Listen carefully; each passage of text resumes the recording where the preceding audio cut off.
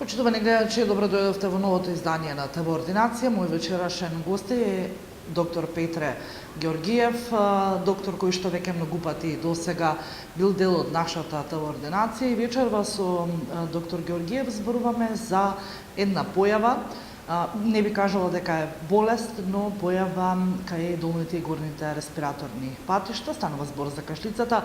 Докторе, што е она кое што кашлицата е карактеристична сама по себе и кога најчесто се јавува истата? Кашлицата е еден од најчестите симптоми, поради кои се бара лекарски преглед, инаку во основа тоа е еден од најпримитивните рефлекси кои ги добиваме уште од самото раѓање.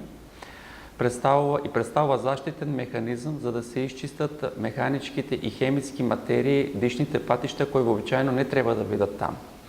Но морам да напоменам дека со кашлењето се прави и контаминација на околната средина со материи кои можат да бидат и штетни по здравјето на луѓето. Неколку информации само ќе напоменам за кашлицата. Значи, со самото кашлење ние изфрламе некаден околу 1,5 литар воздух надвор во околната средина, кој оди со неверојатна брзина, дури од 80 км на час. Со секое искашлување во надворешната средина се изфрлат и околу 3000 капки плунка, кои пак се контаминирани некаден околу десетици и стотици илјади вирусни партикли, кои представуваат потенцијален избор за зараза.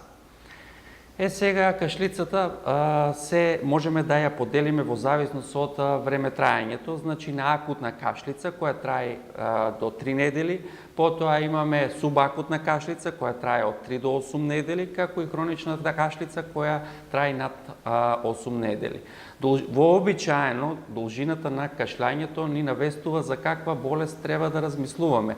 Вообичаено најчесто кашлицата треба да трае од 7 до 10, најмногу до 12 дена, кога станува збор за инфекција. Значи, вообичаено инфекцијата на дишните патишта, било каде, од почетокот на носот, па до крајните последни грањки од дишните патишта и алвеолите, може да биде причина или симптом кашлицата. Значи, вообичаено инфекциите на дишните патишта се вирусни во 90% од случаевите. Значи, само 10% се бактериски инфекции за кои треба да се пие антибиотик.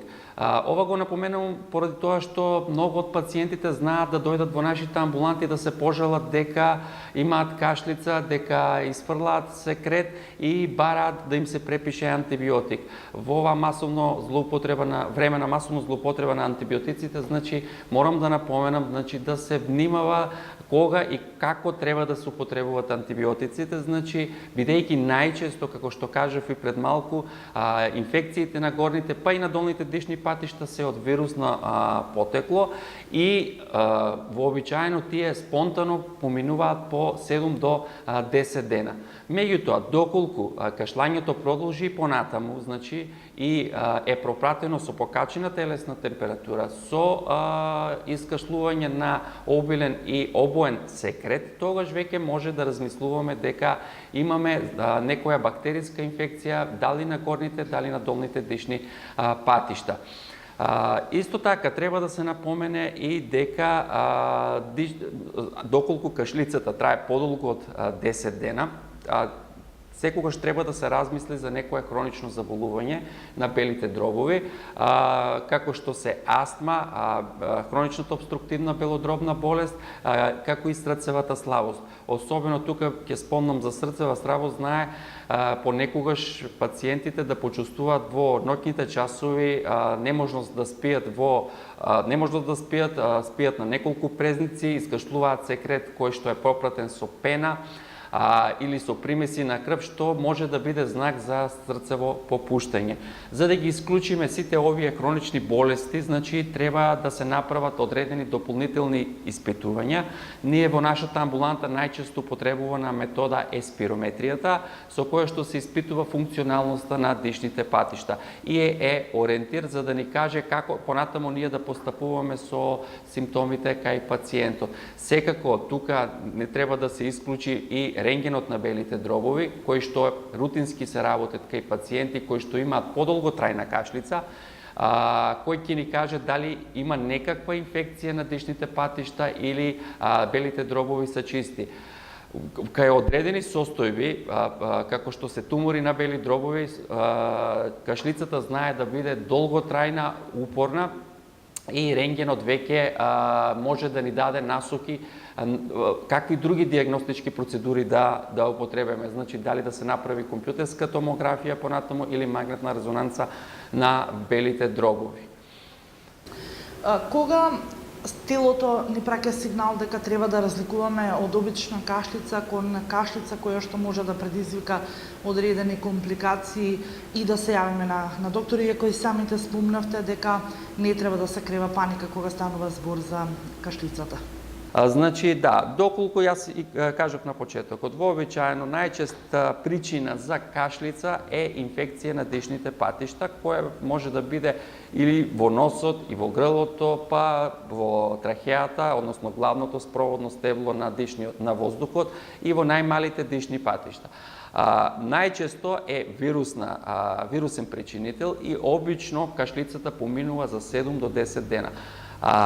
Доколку оваа кашлица трае подолго време, доколку му смета на пациентот или да не може да спие, да не може да се храни, доколку кашлицата е пропратена со обилен и обоен искашлок, задолжително треба да се посети лекар и да се направат одредени испитувања со кои што ќе се потврди дали станува збор за инфекција, дали станува збор за алергија или пак е во прашање некоја по хронична болест. Ова особено, значи, треба да се мисли кај пациентите кои што имаат повеќе ризик фактори, како што се пушачите, потоа луѓето кои што работат, да речеме, во некои рудници изложени на долготрајна прашина, значи, понатаму луѓето кои што работат во тешка индустрија, значи, сите тие пациенти кои што се хронично изложени дишните патишни одредени материи, кај нив треба да размислуваме за постоење на некоја хронична болест. Така ги спомнавте пушачите, ги спомнавте луѓето кои што работат во рудници и во тешка индустрија и кои што имаат предиспозиции за појавата на кашлица. Имаме ли тука опција за некакво лекување? Значи, лекувањето во принцип зависи од причината на кашлицата. Вообичаено, значи, кај најголем дел од пациентите кашлицата поминува спонтано. Секако, доколку причинува нелагодност кај пациентот, треба да се даде одредена симптоматска терапија. Најчесто, доколку имаме кашлица со искашлок, се дават сирупи или препарати кои што го разведенуваат секретот за да може полесно да се isfрли од белите дробови. Потоа може да се даде, значи, исто така антибиотик само доколку, како што кажав и на почетокот, ние сме сигурни дека станува збор за бактериска инфекција, значи дали лабораториски, со лабораториска потврда, дали со бриз од нос и грло, значи, или пак со специјални испредувања како што е, да речеме, пнеумослајд, со еден збор да бидеме убедени сигурно дека пациентот има бактериска инфекција и треба значи да прима соодветна антибиотска терапија. За разлика, да речеме, од пациенти кои што веќе сме диагностицирале врз база на кашлицата за некоја хронична болест, тука веќе, значи, мора да му помогнеме со една долготрајна терапија со инхалаторни кортикостероиди кои што ја смируваат слузницата на дишните патишта, бидејќи таму се наоѓаат најголем дел од нервните завршетоци кои предизвикуваат и нивна иритација и се разбира кашлица. Значи, овие пациенти, како што кажав, се поставуваат на инхалаторни кортикостероиди кои треба да ги земат подолг временски период. Доколку пациентот работи во средина која што го предизвикува кашлањето, значи треба да се избегнува таа средина. Сега колку е тоа возможно во наши услови, тоа е малку потешко, нели? Меѓутоа, во принцип, доколку се потврди дека кашлицата потекнува од местото каде што работи пациентот, најдобро ќе биде, значи, тоа да се избегнува тоа место.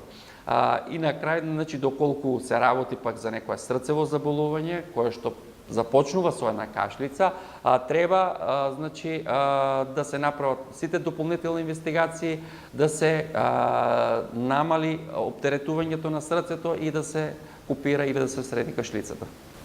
Постојат ли можности за одредени компликации кога зборуваме за кашлицата? Значи, кашлицата, да речеме, кај најмладата детска возраст, знае да трае и до 2 месеци. Значи, тоа не е сериозно ништо, доколку се разбира на децата или на повозрастните, не им смета во нормалното животно функционирање. Значи, и вообичаено за 2 месеци треба комплетно да кашлицата сопри. Меѓутоа, кај одредени пациенти кои што имаат веќе како подлога на хронична болест, кај нив кашлицата може да трае и долг временски период, и до 6 месеци, па и до година дена, тоа се исклучителни ситуации. Значи, глобално земено можам да кажам дека кашлицата има поволна прогноза, бидејќи најчестите причинители се инфекциите на дишните патишта. Ви благодарам, докторе, што бевте дел од вечерашната ТВ ординација. Вам, почитувани гледачи, ви благодарам што и вечерва бевте со нас. Се гледаме наредната емисија со нови гости и нова тема.